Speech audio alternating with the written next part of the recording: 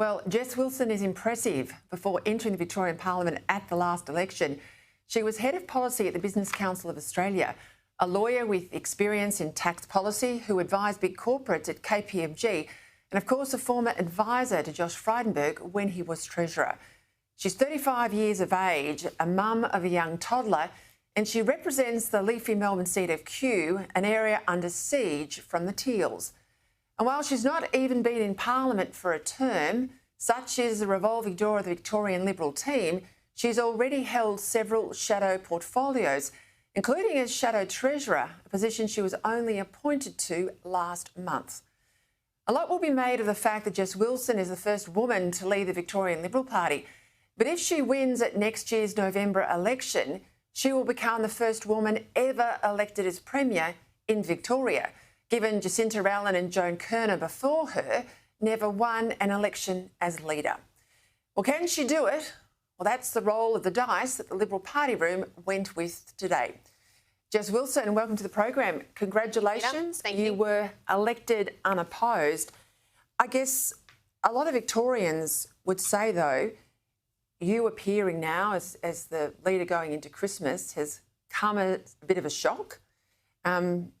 Brad Batten already was ahead in the polls, according to a poll out today from Freshwater, beating the Premier. So why did he have to go? Well, the party room spoke this morning, and I've had conversations with colleagues over the last couple of days, that we needed to take a new direction. We needed to be very, very clear that we had a broad set of priorities that we could take to the next election. And first and foremost, around the failing Victorian economy. And that is what I can offer to the party room. I can take that broad agenda around the economy, around crime, around healthcare and around housing to the next election and provide that credible alternative to the Victorian people. I understand that there will be frustrations. I completely understand and respect that. But we have to put our best foot forward. We cannot afford to lose the next election. We have to do it for Victorians. Victoria is at a crossroads. And I believe I can lead our team to the next election and ensure we get a Liberal government elected and we change course. How is he going to lose the next election, though? Because he's the first leader you've had in almost a decade who was ahead in the polls. So if he's ahead in the polls and you're his Shadow Treasurer, that's a terrific team. Why change the team?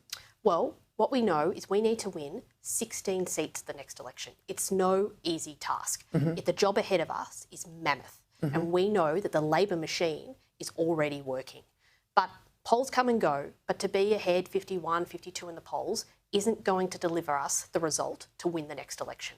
We need to be well ahead in the polls. We need to see our primary vote get into the 40s, get up into the 40s to be able to actually deliver government at the next election. And I believe with the team behind me, we can do that at the next election. So that says to me, Jess, that you are voicing the concerns that people have said off the record, that while he made ground on crime, he was a one-trick pony on crime. There wasn't enough of an economic agenda, enough of a push on issues like debt and infrastructure. Is that the heart of your colleagues' concerns? Well, Brad has done a terrific job on prosecuting the crime message, and I think he's going to play a key role in that going forward. We know that Victorians are scared in their homes. We know that Victorians go to bed each night thinking, should I put the keys on the front table or in the drawer? What will be easier if someone tries to break into my home? Brad has done a terrific job on that, on highlighting the bail issues in this state, the sentencing issues in this state. But we need to offer Victorians a wide-ranging agenda. We have to be talking about the fact that debt in this state is soaring towards $200 billion, and the opportunity cost of that means that we won't be able to fund essential services. I'm 35 years old. I'm a millennial. I know that my generation and generations before younger than me have given up on trying to buy their own home. And it's the punishing property taxes in this state that is making housing unaffordable. These are the issues we need to take to the next election. I believe I can do that. I can take that broad agenda and really sell an economic narrative and a broad narrative about why the Liberal Party will be a credible economic alternative for Victoria. You've got a lot of supporters out there. I'm one of them. You've got a lot of critics out there who say you're too new to the job, and I'm one of them as well. Yep. This is your first term of Parliament. What do you say to Liberals like me who say, she's only just arrived, fine, put her on the front bench, she's a weapon, but has she got the experience to be leader? What would you say? Well, I might be a new politician in my first term, but I'm not new to politics. You know, I've worked in this extensively in the federal parliament. In fact, when you were Chief of Staff to Tony, I worked in the Abbott government. I understand politics. It's something that I've grown up in with my dad being a member of parliament. The Liberal Party is in my blood. Its values, its aspirations are as relevant today as they were when the party was established. And I believe I can translate those to the Victorian people today and the policies we can deliver that actually deliver on our values. So I've got a big job ahead. I don't underestimate that. And I know that I will put the team around me to ensure that we can win the next election. You won't have heard my editorial, but I make mention that I think you've got the energy, certainly got the intellect.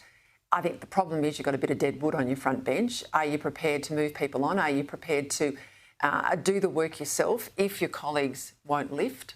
Well, I will have conversations with my colleagues over coming days in terms of the shadow cabinet. But my commitment is that I will work day in, day out, 36 hours a day to ensure that I am fighting for every Victorian. And I will say to Victorians who are watching tonight, I'm in your corner. I want to make Victoria a better place again. I want to bring hope back to this state. There is a malaise over this state. People just feel like things are going in the wrong direction. And I want to change that and offer a vision for Victoria that isn't this tired Labor government. 3 leaders in less than a year. Is the blood letting over? Are you confident this is the end, that they will unite behind you? Today was a line in the sand. And I say that because I was elected unopposed, but also the team around me, the leadership team around me. It's a broad church. And that's when the Liberal Party is at its best, when we are able to bring a broad church together and move forward in the interests of Victorians and Australians. And that's what I know we've done today. And I'm very proud of the team around me and my colleagues in putting their faith in me, but also in the team we've been able to create.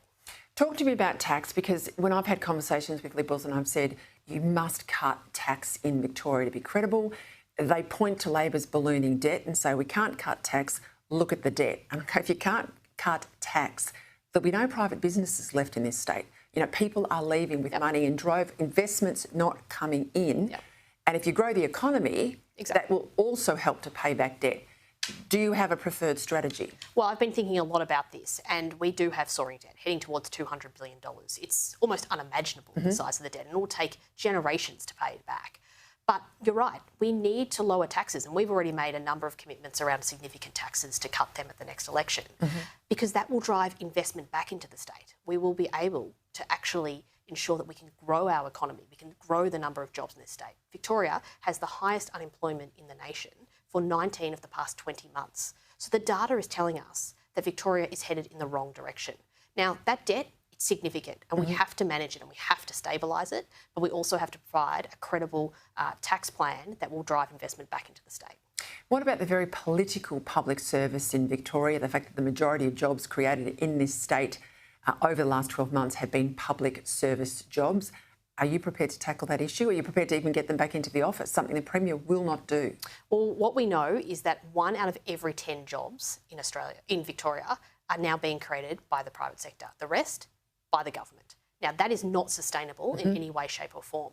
But where my concern really lies is not only the fact that the wage bill has doubled since Labor came to office 10 years ago, but it's that executive level. It's the growth of that executive level that we are seeing go so quickly. And that's where I think there is opportunity to ensure we're actually directing government funding to frontline services. We have vacancies when it comes to Victoria Police during a crime crisis, 2,000 vacancies for Victoria Police. So on the one hand, we're seeing the growth in the executive level on major infrastructure projects like the SRL, but we can't see enough cops on the beat in a crime crisis. It just highlights this government has its priorities all wrong. So I think there's a real opportunity to hone in on that.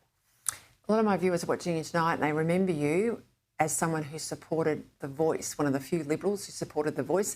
Even in Victoria, The Voice was defeated. Have you changed your mind there? Well, I've been very clear about the treaty, that I oppose the treaty, and I spoke about it at length in the Parliament. Would you repeal it? Yes, we will repeal it. Including anything that looks and sounds and smells like The Voice in Victoria? Yeah, I think that what I saw when I looked at the treaty in detail is something that was very vastly different to The Voice. In many ways, The Voice was a concept, whereas we know what the treaty actually is about. And it is vastly different in scope and in scale. And Victorians voted no to The Voice, and I respect that. And that's the difference between me and Jacinta Allen, is I understand that Victorians have had a say on this and they don't want to see the creation of a body that potentially creates a second parallel system of governance in this state that has the potential to slow down legislation. Of course, we need to ensure that we are working with Indigenous Victorians, but I'll be firmly focused on how do we close the gap, and how do we deliver outcomes, and how do we do that in a transparent way. Are you willing to undo the SLR contract, you know, the train line to nowhere, at a time when Victorian hospitals, our public hospitals, are basically not fit for purpose anymore? So said a report last week. Yep. It desperately needs billions of dollars of funding. Are you prepared to tear up contracts? So what I have said time and time again, and what is our position, is that when coming into government, as any responsible incoming government would do, we will pause that project and we will review it. We'll review the contractual arrangements, we will review the financial arrangements, and of course, we'll review where the construction is up to. Because we don't have any visibility of the contracts. This government is arrogantly signing contracts for a project that is unfunded. As you know, in the budget, a line item next to the SRL that says TBC. This is a project that will cost at least This is a Dan $35 Andrews billion. playbook with the East-West... Totally. Yeah. $35 billion unfunded. Now, the feds are saying they might add a little bit more, but they've only provided about $2 billion to date. It's going to cost over $35 billion. This is a project that will only be funded through higher taxes or more debt, but under this government, most likely both. In Tasmania, just the other day, a man who raped his daughter wanted to be put in a women's prison, and the Tasmanian Premier, a Liberal, said no. And we know, quite famously now, Leah Finocchiaro said no blokes in women's jails in the NT, not under my watch.